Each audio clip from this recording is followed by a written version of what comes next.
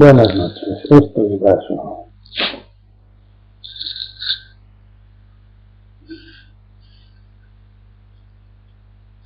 Espero que hayáis traído los oídos de oír, los ojos de ver y todo esa cosa.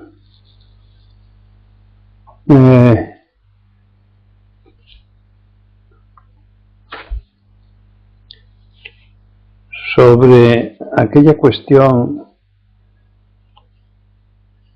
de escribir algún email explicando a Soken qué cosas, nombrándolo nada más, sin explicarlo, qué cosas habíais visto que se habían debilitado o incluso desaparecido, pues no ha tenido ningún éxito. Hay 3 que han contestado. Entonces, mientras no haya más, pues no puedo hablar de ello. Hay un televidente que ha dicho nada menos que escrito para dar las gracias. Se titula Asunto agradecimiento. He visitado vuestra página, me ha parecido muy interesante, he leído algo y es por esto que quiero agradeceros vuestra labor en favor del universo. Una reverencia para vosotros. Del universo. No se anda con pequeñeces. Bien. Os recuerdo que este lunes es día de Zazen para todos aquí en el templo. El lunes, a las 8:15, todos los que podáis, pues aquí.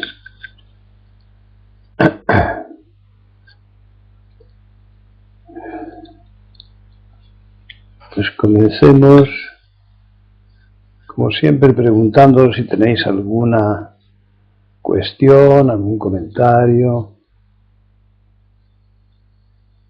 que queréis que trate de ensanchar. Todo se ve bien, se oye bien, todo bien, ¿no?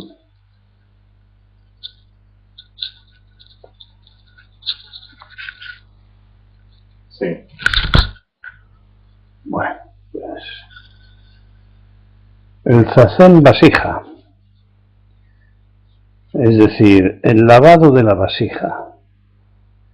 Hay un tiempo de resistencia egótica por costumbre, huir de lo que no nos gusta, una resistencia a realizar los trabajos de la casa, la vasija, el polvo, el suelo, la compra, la comida, la lavadora, como todos sabéis bien los que os ocupáis de eso, porque algunos habéis delegado sin compartir, en fin, sin comentarios, estos comentarios para otra vez.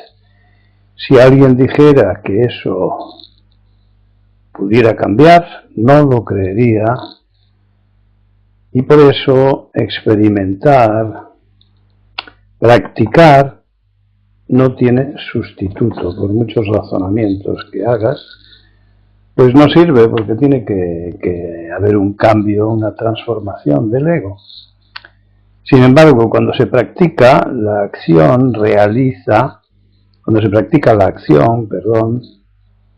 se realiza la acción realización, transforma la mente y hay cambios. Se convierte en acción práctica. Repetimos muchas veces que el Zen es acción, no tanto pensamiento, especulación, reflexión, como acción. ¿Se os ocurre alguna cosa? Desde este punto de vista, pues a todas horas del día podemos estar practicando. Hagamos lo que hagamos, pues estamos practicando. Se trate de lo que se trate, porque la única autenticidad está en el cuerpo y sus sentidos. Todo lo demás, insisto una y otra vez, no tiene significado, son acuerdos, por antiguos que sean, son convenciones para intentar disminuir los conflictos, pero con los siglos o los cientos o los miles de años ha crecido tanto la verborrea que aquellos conflictos que trataba el lenguaje de allanar, pues los ha multiplicado.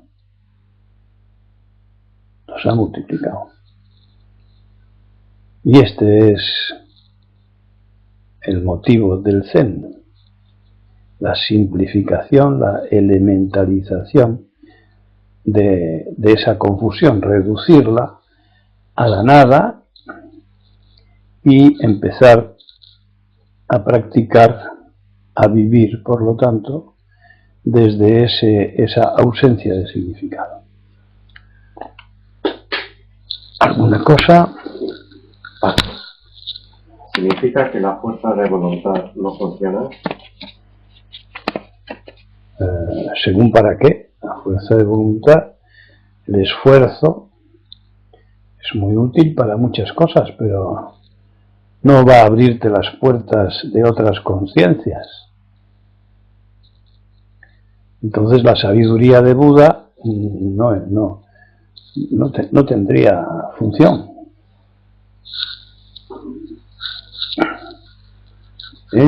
Con la fuerza de voluntad pues se puede lograr una puesta en marcha, un sostenimiento, pero el meollo es la auténtica práctica de las instrucciones.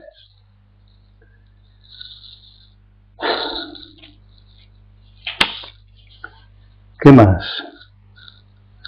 ¿Pone qué Paco es? No.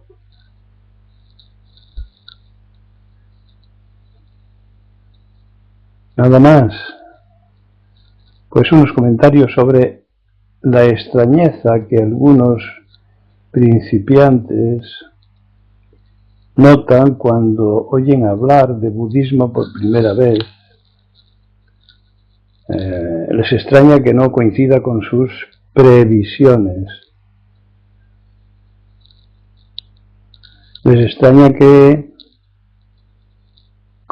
comentemos algo sobre palabras, conducta, neurología, etcétera, en lugar de contar historias sobre Budas, rituales o qué sé yo. El budismo Zen, repito, es vivir la vida, transformar el ego, defenderse de un mundo enloquecido que nos condiciona, librarse de las pasiones del tener, mandar, dirigir, explotar, conquistar, consumir, invadir, etcétera, etcétera, con los medios del ego, las palabras, las armas, el dinero, el chantaje, las destrucciones, los mercados, los bancos, es decir, todo lo que presiona y nos obliga a una conducta que ni siquiera hemos tenido tiempo de preguntarnos si nos interesa, o nos interesa estar fuera de ella, o por lo menos controlarla. No nos lo hemos podido preguntar porque no lo conocíamos. Entonces hemos sido seducidos por la ignorancia. Recordemos que hay que ayudar a la práctica con la sustitución de significados hasta llegar a su ausencia. Ese es el motivo del que todavía hablemos. ¿Por qué? Porque es la parte que corresponde a la reprogramación. Es la parte progresiva del cultivo de esta tierra de la conciencia, del cultivo. Una cosa es el despertar y otra cosa es cultivar. ¿Alguna pregunta? Sí. Isidro, ¿cómo es posible que la mente asociación de neuronas pueda manejar todos nuestros sentidos? Paco. Pues la clave es lo que llamamos percepción. Percibimos no lo que nuestros sentidos reciben directamente, sino que todo lo recibido es interpretado por ese lóbulo frontal, por esa corteza cerebral que es donde está la información. Entonces interpretamos según nuestros intereses. Por eso al pensamiento se le llama en budismo el ladrón de los sentidos. Y en el Zen tratamos de lograr la percepción directa, sin ningún intermediario ni intérprete. Directa. ¿Qué te parece?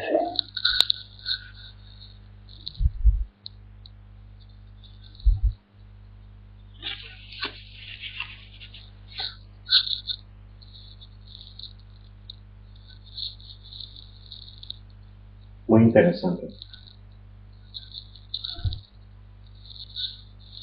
No solo muy interesante para ese pensamiento que interpreta, porque si te lo interpreta ya lo recogió, ya se ha posesionado de ello. Tendría que ser muy útil pasar de lo interesante a lo útil, es decir, al cambio.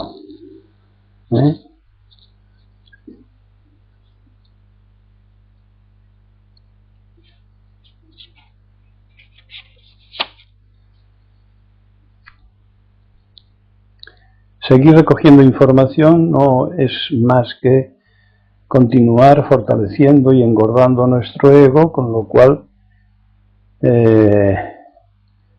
no hay novedades, porque todo se reinterpreta y se vuelve a interpretar, es decir, pasa por esa censura, por ese almacén de subrayado conocimientos, sin ninguna sabiduría.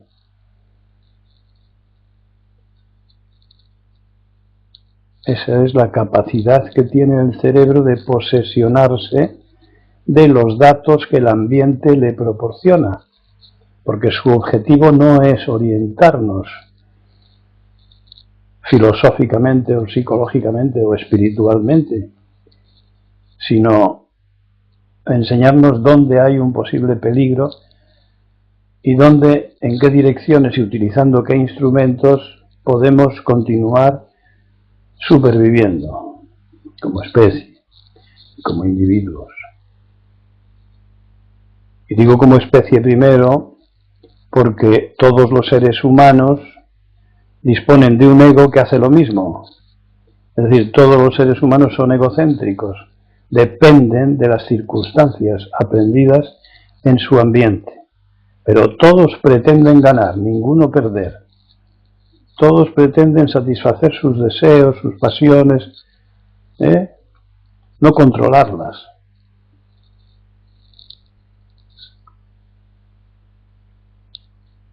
Isidro pregunta, ¿y cómo se puede uno fiar de la información que recibe? Gracias. Es que lo primero que debe hacer es no fiarse. Es decir, el que ya se ha informado, el que ya ha existido y probado y repetido sus sistemas personales y ve que le han conducido a un tipo u otro tipo de fracaso, que se manifiesta en forma de sufrimiento, pues si le ha llegado el momento, su escasa sabiduría, su propia naturaleza le ayuda a decir basta, esto se acabó, este es un camino cerrado y voy a iniciar otro camino. Y ese puede ser el camino del Zen. Entonces, la desconfianza la no confianza en este robot biomecánico que es el ego, pues nos conduce a salir de sus maneras, es decir, a salir del sufrimiento.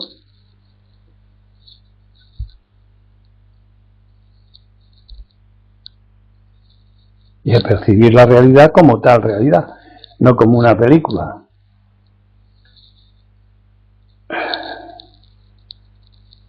Porque lo que estamos percibiendo es una traducción que hace el ego y la mayor parte de los egos del mundo, basada en intereses, en ganar, en objetivos. Y Buda lo que nos enseña es a salirnos de ese camino e iniciar otro, que sin poner en peligro la supervivencia, pues podamos realizar, es decir, que cada práctica, la práctica de cada instrucción sea al mismo tiempo realización. Dicho con palabras modernas, sea vivir. Y eso exige un aprendizaje, un sistema, un orden.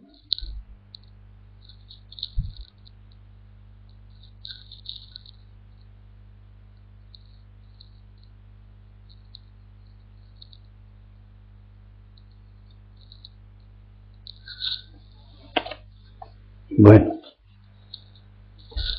algunos opinan que el budismo es una rama del hinduismo. O sea, Buda estaba inmerso en una cultura hinduista. Pero fijémonos, el hinduismo admira a los hombres y a las mujeres que exploran y recorren los campos de la religión, el dinero, el poder, que para ellos son equivalentes, y el sexo. Para, una vez recorridos esos caminos, cada individuo pone el final, dice, pues bueno, suficiente.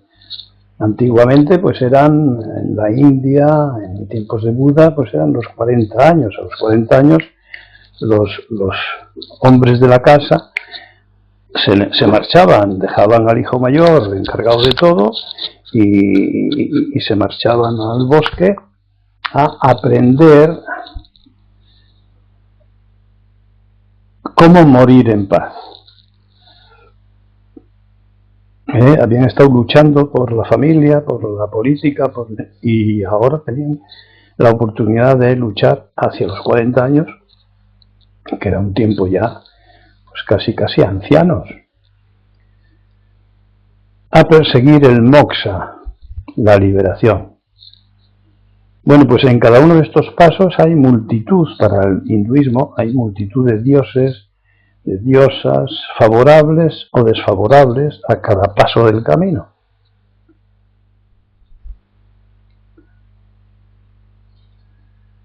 Entonces, estos que ven que el budismo es una rama del hinduismo, no están del todo desencaminados, porque nosotros decimos, cuando estás harto de éxito o de fracaso, cuando llegas a un límite de sufrimiento es estar alejado de lo que deseas, decía Buda, o identificado con lo que temes, pues podemos empezar un camino. La pedagogía de Buda simplificó enormemente esa complicadísima relación con los dioses, con la sublimación de los animales, las plantas, las entelequias, los conceptos, porque la mente india es enormemente rica y ágil. Y en fin, ya veis los equilibrios que hacen para sobrevivir 600 o 700 millones de personas en un país pobre durante milenios. Claro que en milenios anteriores no eran 600 millones.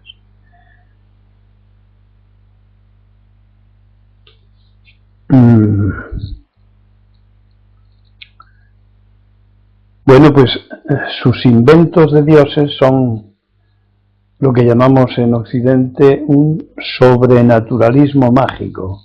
Es decir, subliman, elevan a las alturas celestes la categoría animal,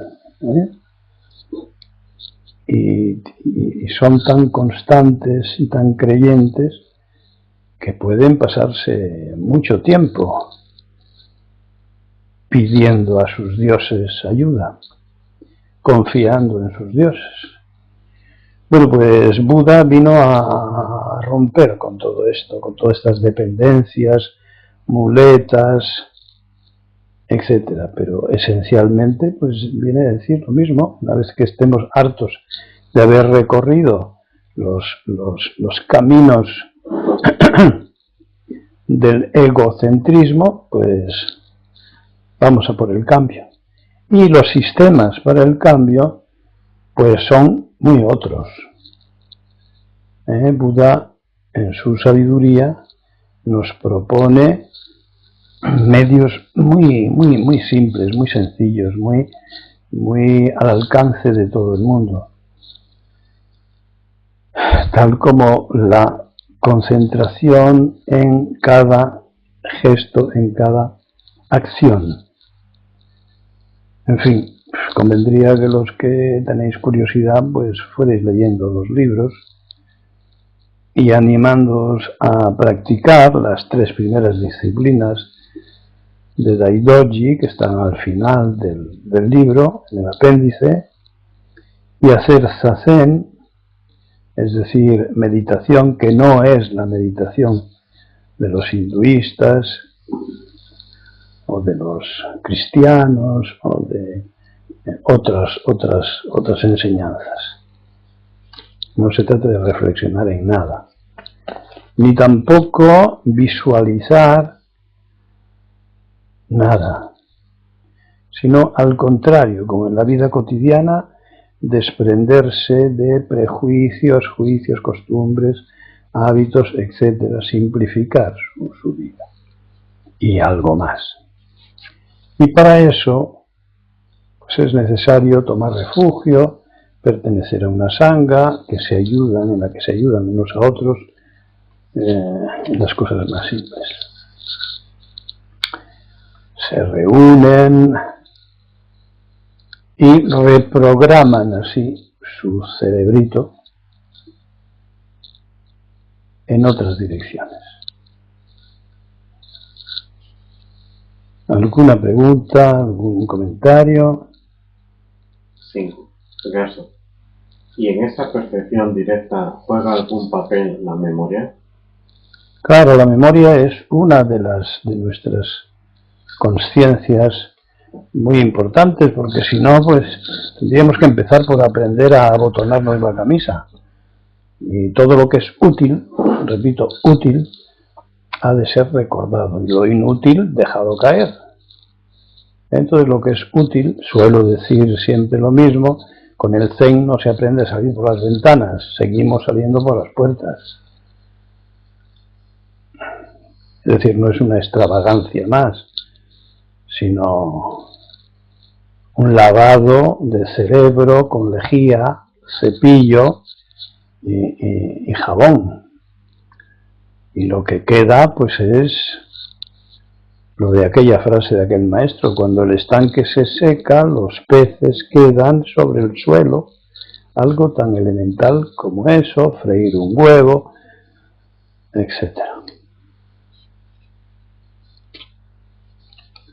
Y sigo. Me dieron una dirección para poder leer sus libros, pero no puedo entrar en esa dirección. ¿Me la podría dar? www.zembria con Z. zembria.com. Con eso ya estás dentro. Sin fugas. Vamos más. Seriedad.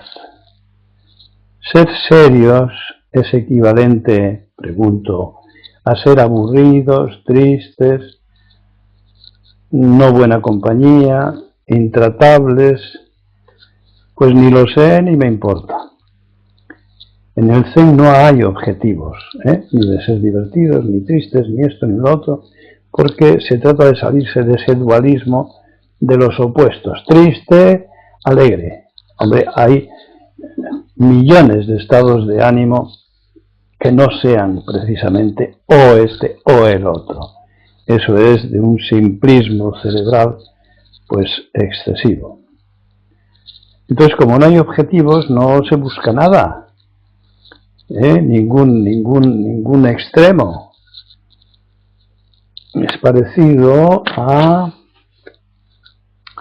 lo que dicen que dijo un padre gitano cuando le preguntaron qué dejaba a su hijo y contestó: la ausencia de principios.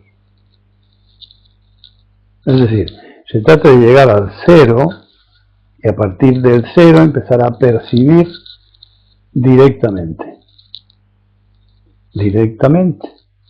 Y como estamos rodeados de un mundo, de una naturaleza infinitamente rica e infinitamente sabia, y tenemos un cuerpo que pertenece a ese mundo, pues ella solita, sin fuerza de voluntad, nos va a informar de qué es lo que conviene saber y cómo utilizarlo. Esto comprendo que para un ego avanzado pues sea difícil de creer, pero cuando uno no tiene más remedio, pues lo cree, lo practica y lo comprueba.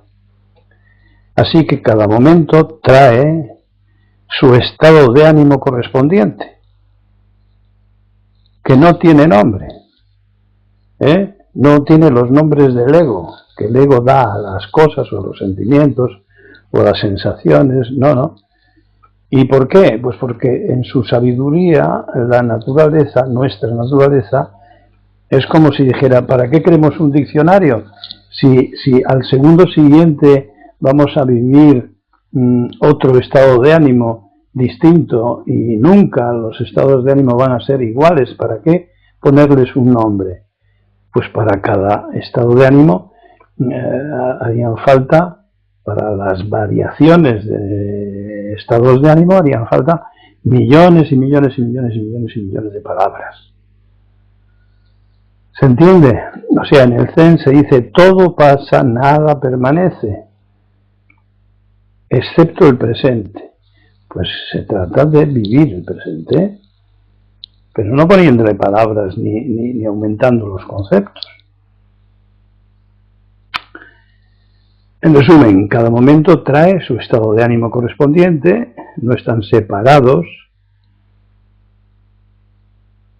El único chiste payaso del que reírse es el propio ego. Cada vez que le vemos, pues es lo que llamamos reírse de uno mismo. Ese es el comienzo del humor. No hay que inventarse chistes, de menudo chiste estamos hechos todos,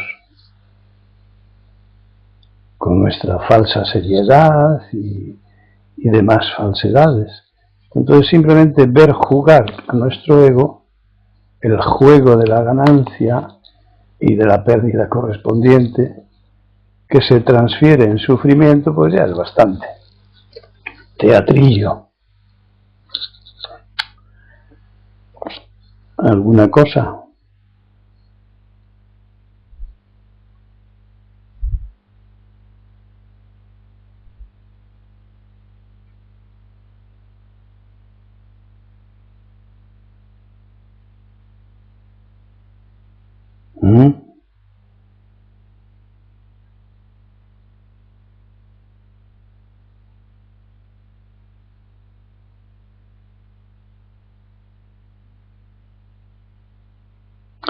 Es decir, cuando uno está harto de sufrir, frustraciones, fracasos, equivocaciones, confusiones, pues suele pensar en suicidarse, en poner fin a esa carrera, ¿verdad?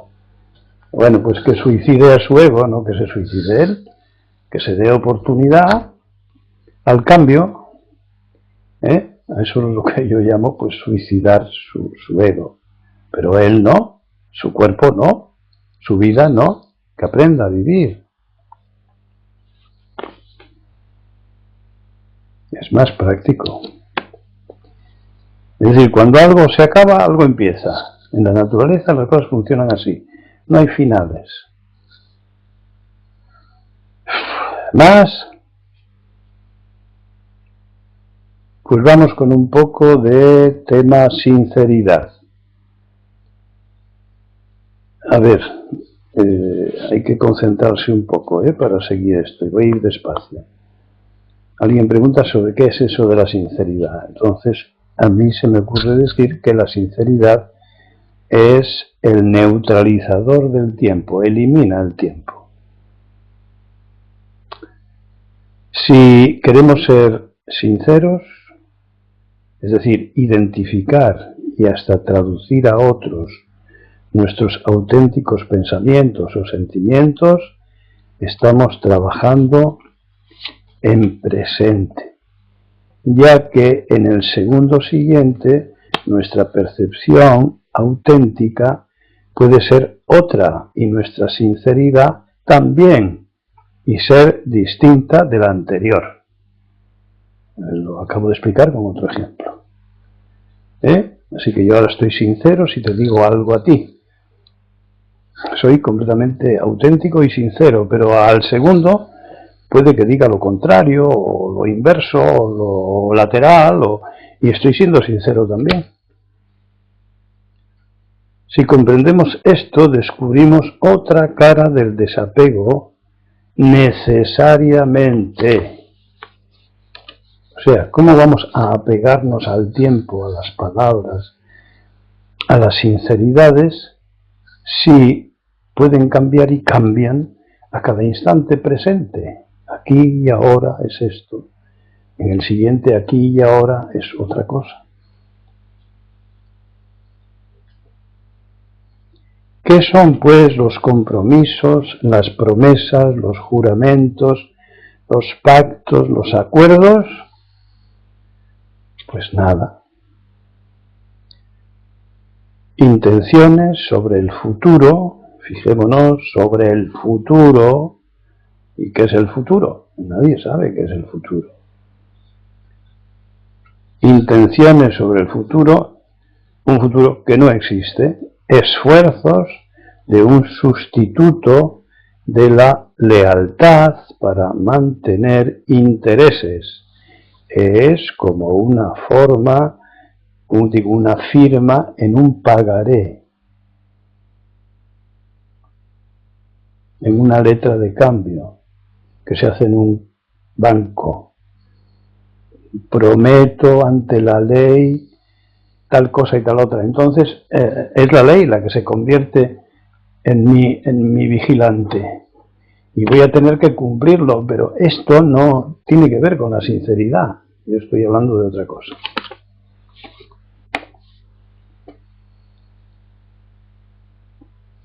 Entonces la ley te va a hacer responsable del futuro. Pues esto es una cosa como muy irreal, ¿verdad? Es retorcido, pero podemos comprenderlo. Ciertas seguridades se logran firmando sobre el futuro, y ni siquiera. En fin, todo el mundo creo que hemos cometido errores al respecto que podemos recordar, pero en una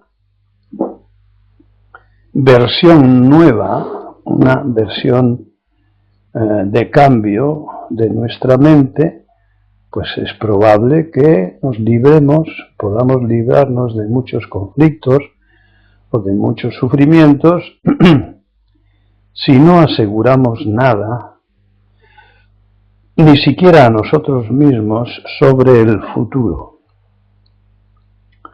Fijémonos que esta es una de las enseñanzas de Buda, ¿eh? Todo cambia, todo pasa,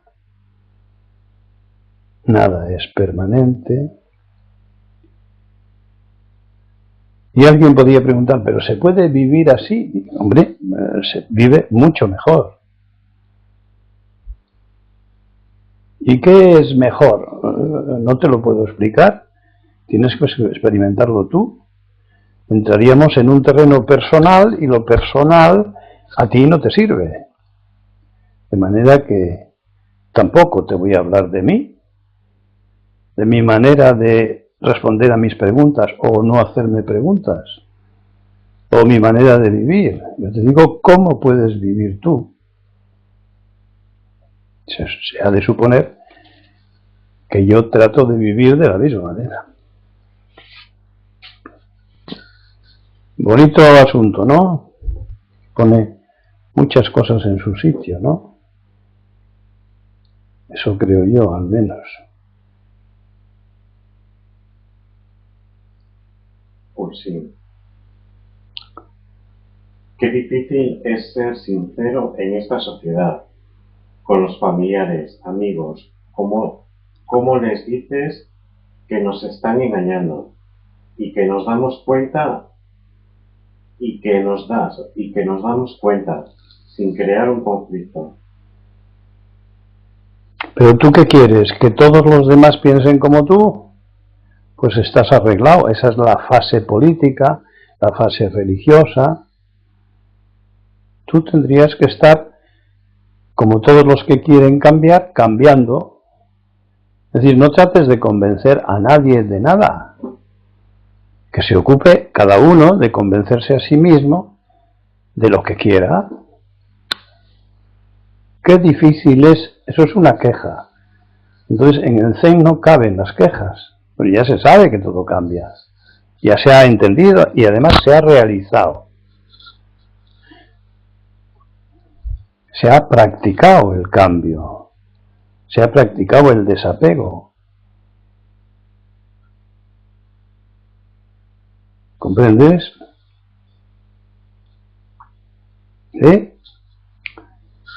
Si no nos metemos en el mismo lío de siempre, de querer cosas, de querer que los demás se adapten a nosotros, que el tiempo y la climatología pues se adapten a nuestros gustos, pero el de al lado dice, pero eso que para los frutales la nieve viene muy bien. Coño, ya la hemos hecho gorda, ya estamos en conflicto este y yo. Yo no quiero la nieve, él sí. ¿Qué es el desapego? No depender de nada. Depender de tus propias obras, de tus propias manos, de un cerebro simplificado, de la sabiduría de tu naturaleza. En fin. A ver, ¿algún comentario más sobre este tema tan importante? Pues sin caso.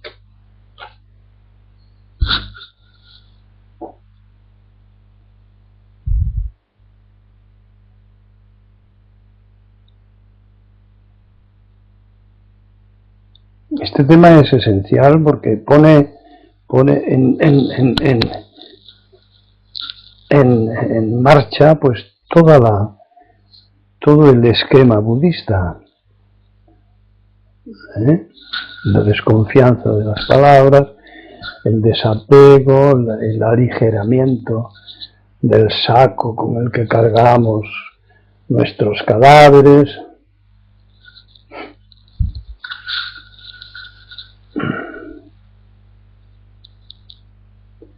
Y señala un camino con ausencia de esas cosas.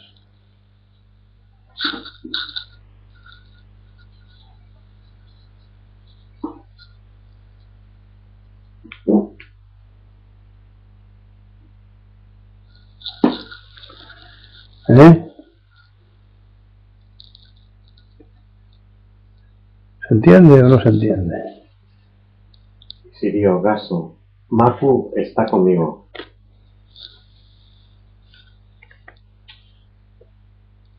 Maku.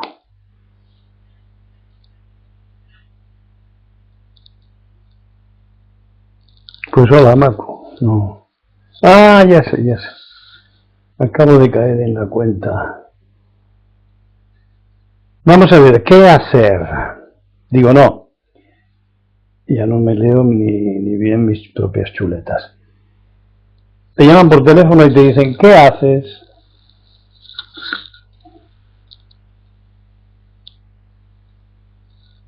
No está mal la pregunta, ¿eh?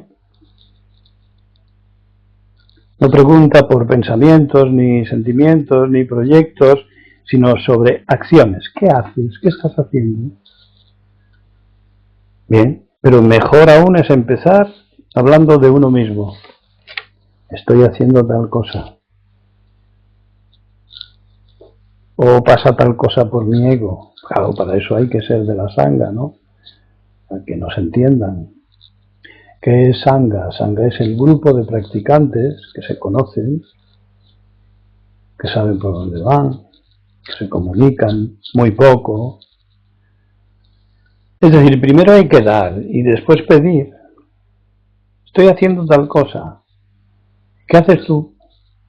A lo mejor no hace falta ni decirlo. El otro te va a dar, dar su experimento, su experiencia del momento. ¿Qué haces?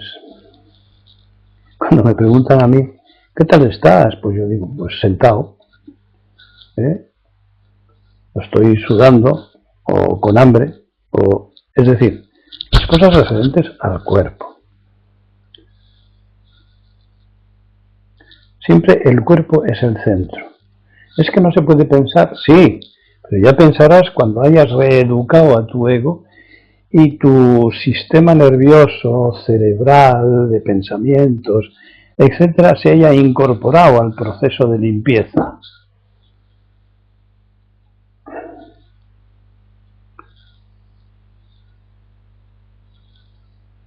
Y todavía mejor es empezar con gaso. Cuando coges el teléfono, dices gaso, muy poca gente lo entiende, pero nadie pregunta, ¿qué ha dicho? Bueno, tú ya lo has dicho. Y el que pregunta, pues como ha preguntado alguien, ¿qué es eso de gaso? Pues ya se lo he explicado. Es el saludo zen.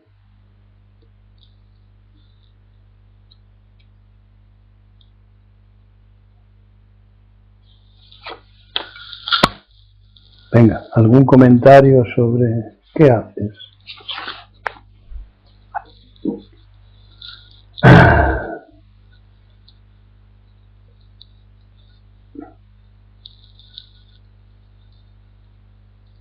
Y por supuesto evitar esas conversaciones telefónicas criminales en las que se cuentan todas las anécdotas, chascarrillos, críticas, juicios de vecindario y todo eso es una falta de seriedad completa.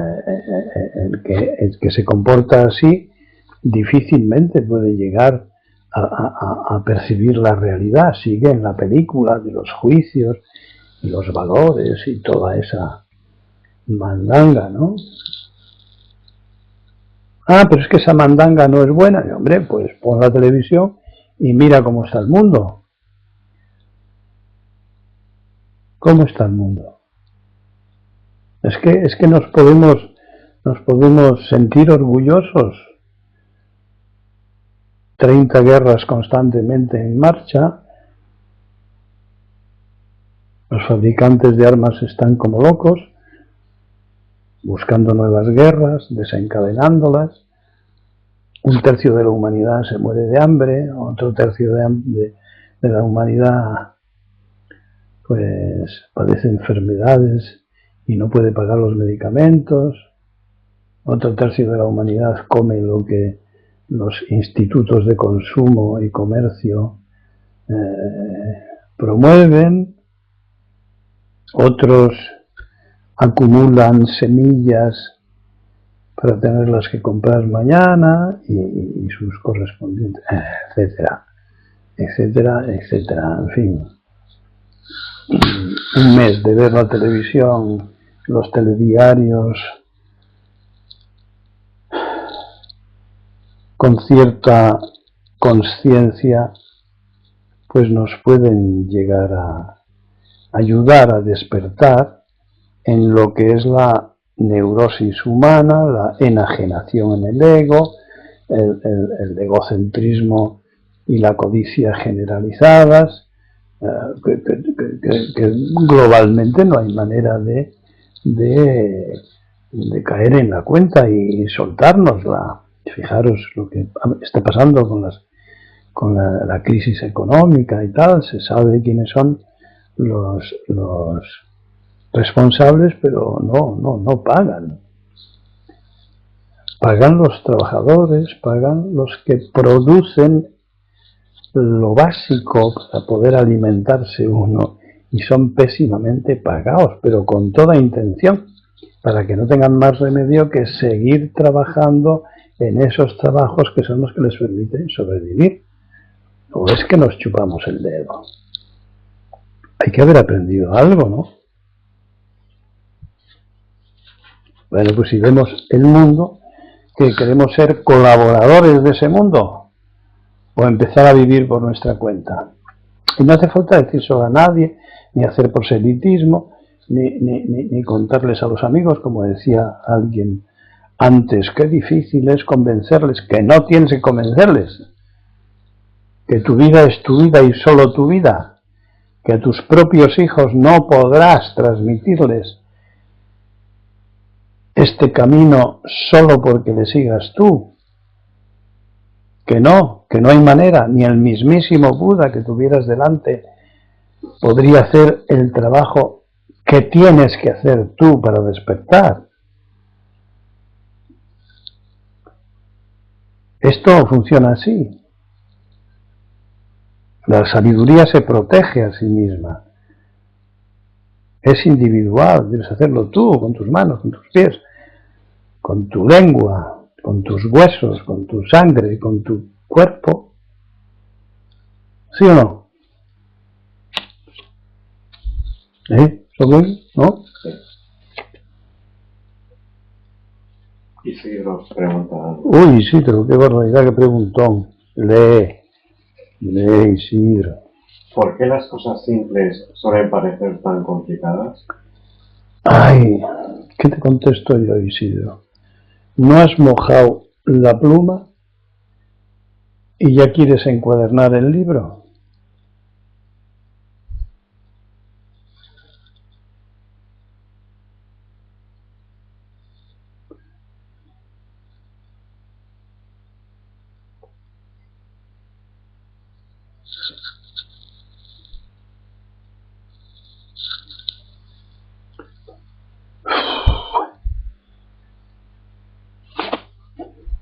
¿Más? No. Algo sobre la mente. A ver.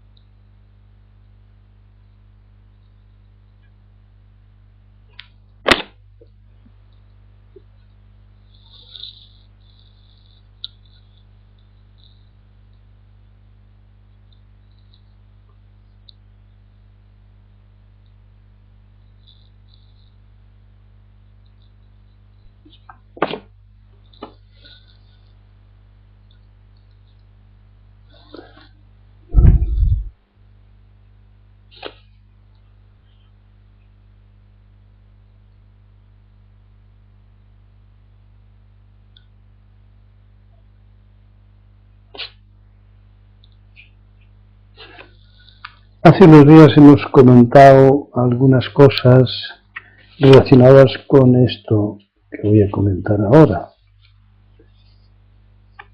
Hay mucho que aprender sobre la atención a los ritmos naturales y las necesidades básicas, de forma que sean armoniosos, armonizables o armonizados con el cosmos.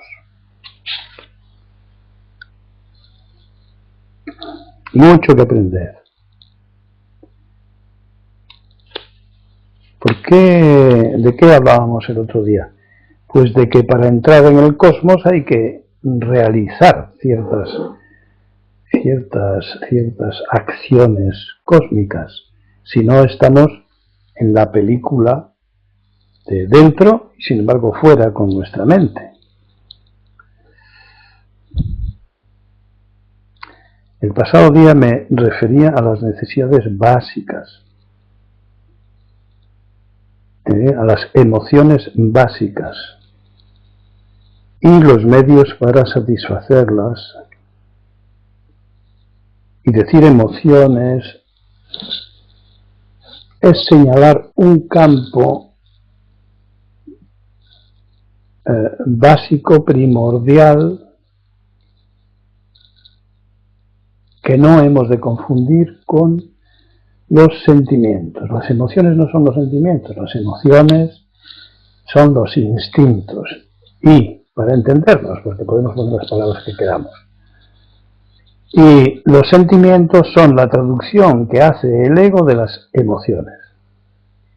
Es decir, rara vez reconocemos las auténticas emociones instintivas,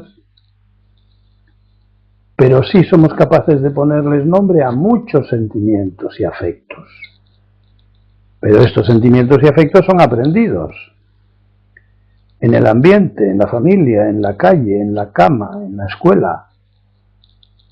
Es decir, son convenciones, son acuerdos. Es que todo el mundo lo llama así, pero no tiene por qué serlo.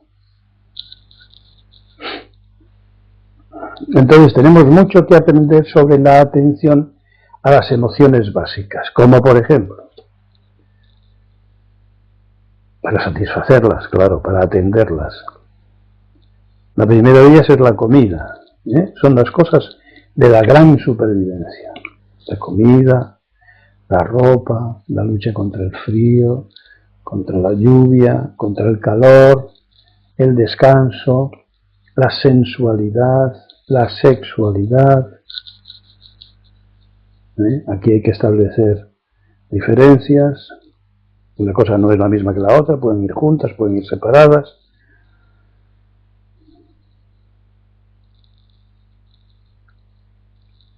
Empezando por la comida, tenemos que aprender muchas cosas. Los monjes zen, desde muy jóvenes, con muy poco dinero, tienen que aprender a combinar las pocas viandas que logran con su escaso dinero y con lo poco que les den. Hay muchos de ellos que están en las estaciones con su gran sombrero, con su cuenco en la mano, la vista baja, algunos con campanilla, otros no. Esto se llama takuhatsu. Se pueden recorrer los pueblos de puerta en puerta, unos te dan, otros no te dan comida o algo de dinero, en fin. Esta tradición se va perdiendo, pero yo la he recorrido con otros monjes cuando estuve en Tsubigakuin con el maestro Moriyama. Entonces,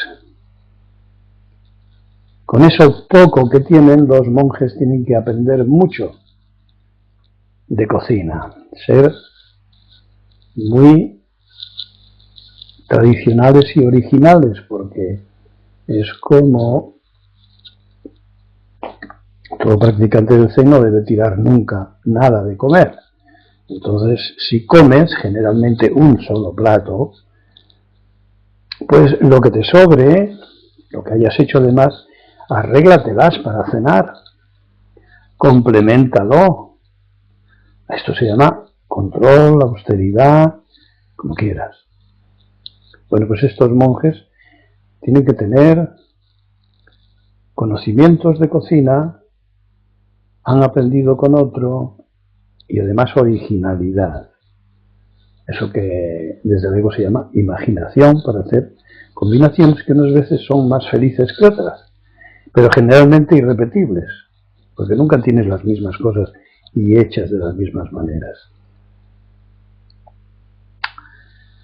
Así que una cocina suelta, sana.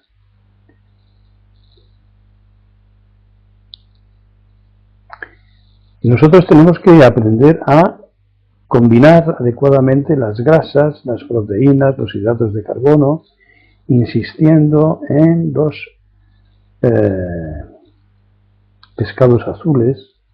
Los pescados azules son los que tienen la cola escotada, no la tienen plana al final, tienen cola de Milano, que se dice, es decir, un entrante y un saliente, como las sardinas, como los bonitos.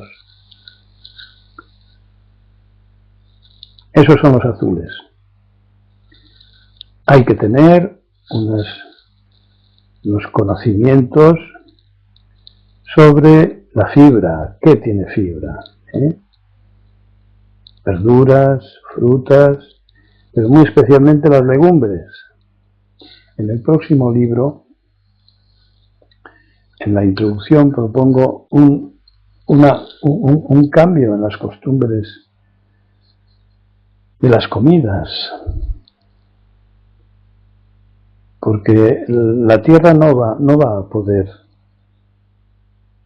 con el peso de dedicar una enorme cantidad de superficie a dar de comer a vacas, porque hemos entrado en la moda americana de las hamburguesas, comer muy poca carne. Y tal y como van las cosas del pescado, pues poco pescado, porque el pescado está rellenito de antibióticos y cuando los necesitamos no van a funcionar. El 70% del pescado que comemos ya es de piscifactoría, incluso de piscifactorías que están en el mar, en grandes redes, los salmones, hasta los propios productores dicen no pasarse de tomar una vez al mes salmón, pero no nos queremos enterar. Así que las legumbres, en Oriente, entre el arroz y las alubias, se han venido sosteniendo, como nosotros hacemos con el pan, pero tenemos que comer como comían nuestros abuelos y bisabuelos, muchos más lentejas, garbanzos, alubias, etc. ¿Qué es más saludable? ¿Comer 3 veces al día mucho o 5 comidas al día poco? Pues 5 comidas poco copiosas, poco abundantes y mucho agua, 2 o hasta 3 litros en las comidas, caldos y zumos. Los que vivimos en el campo hemos de reconocer también las verduras silvestres comestibles.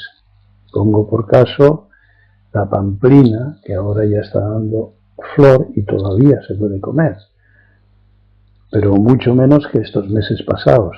La ortiga, que ya está saliendo, el diente de león, que también está saliendo, tienen gran valor medicinal y es el tiempo en que las verduras plantables pues, se dan malamente.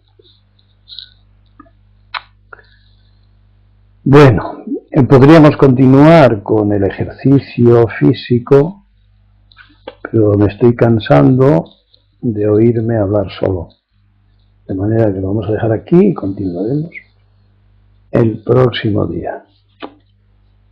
Y que fuera yo el oráculo de Delfos. Así que, como os digo tantas veces, el que quiera que esto continúe, que tire de la cuerda, y el que quiera que se detenga, que tire de la cadena. Venga, empezad diciendo lo que queráis. Recordad que el lunes hay Zazen. Venga. Ahora os toca dar, y a mí recibir.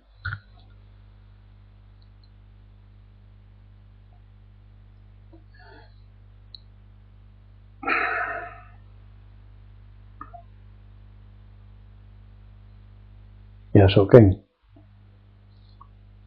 Soken también quiere recibir. ¡Vamos! ¿Ya os he dormido otra vez? ¿Qué necesidad de sueño tenéis, Preguntaos por qué.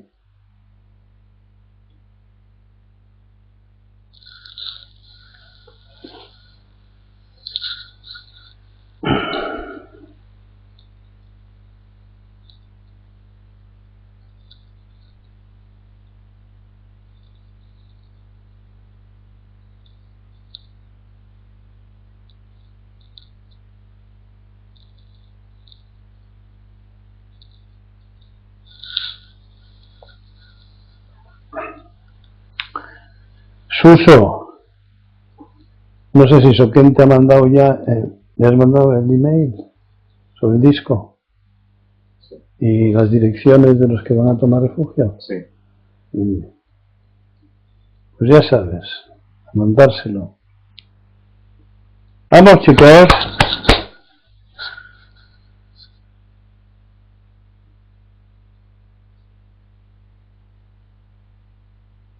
¿Cuántos hay? 17. Hay dos más que antes, ¿no? Los últimos que son. Sí. Sosin. Vaya, Sosín. Creí que no venía. ¿Y quién más? Y Sobo. Así ya lo habías dicho. Sosín. Serían Suso y Sosin. Sobo salió y volvió a entrar. Uy, qué cosas. Santos y Ana. ¿Qué? Ana. ¿Que han entrado ahora? No. Ah. Ana. Ana. Venga, Ana. No es que no quiera decir nada, es que no sé qué decir. Muy bien, cuando uno no sabe qué decir, no dice.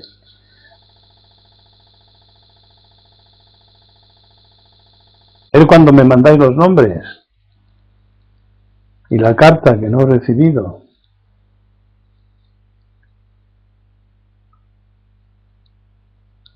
Han cambiado el nombre de la calle y se me están perdiendo pues algunas cartas, entre ellas la vuestra. Así que escribidla otra vez, se la mandáis a Soken y me mandáis los nombres, que ya estaréis recibiendo información de Soken, ¿no? Sobre las prácticas y todo eso. Dicen que sí y se da que no tiene que llegar. ¡Oh! El destino, vaya. Hemos dado con el destino. El sino. ¿Habéis pensado alguna vez? Sino, sí, no, sí, no, sí, no. La oposición del sí y el no, lo llaman sino, Qué listo el que puso ese nombre.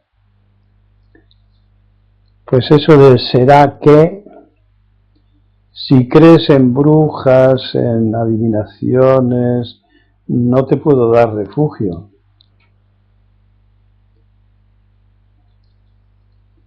Será que.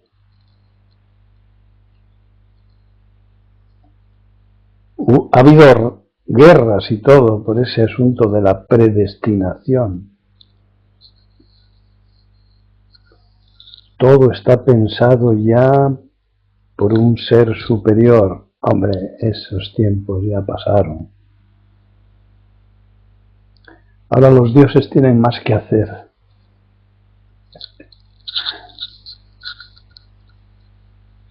Origami. En sus piscinas del Caribe.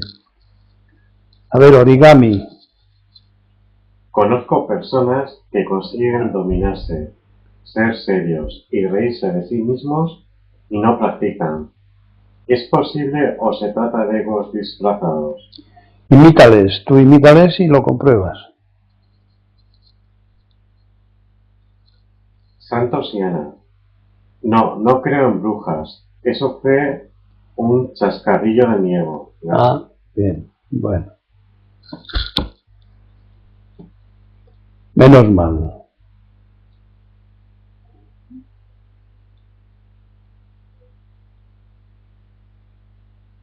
Venga, más cosas.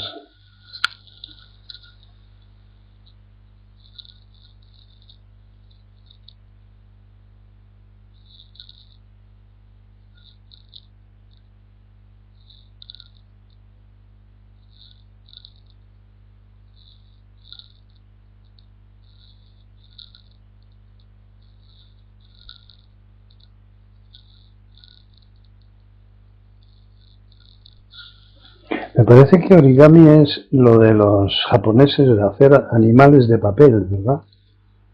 ¿Eh?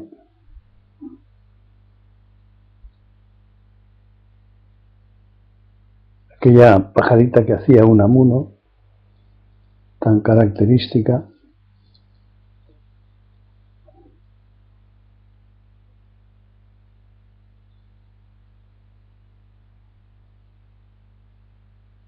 Sí. Cocoterías, como decía él. ¿Cómo? Cocoterías, como decía él. No sabía que dijera esas cosas.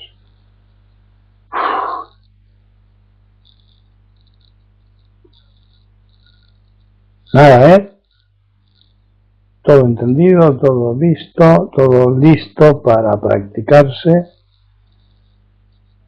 y en marcha. Bueno, pues si esto es así, nos vemos el lunes este. Cuidaros por lo que podáis.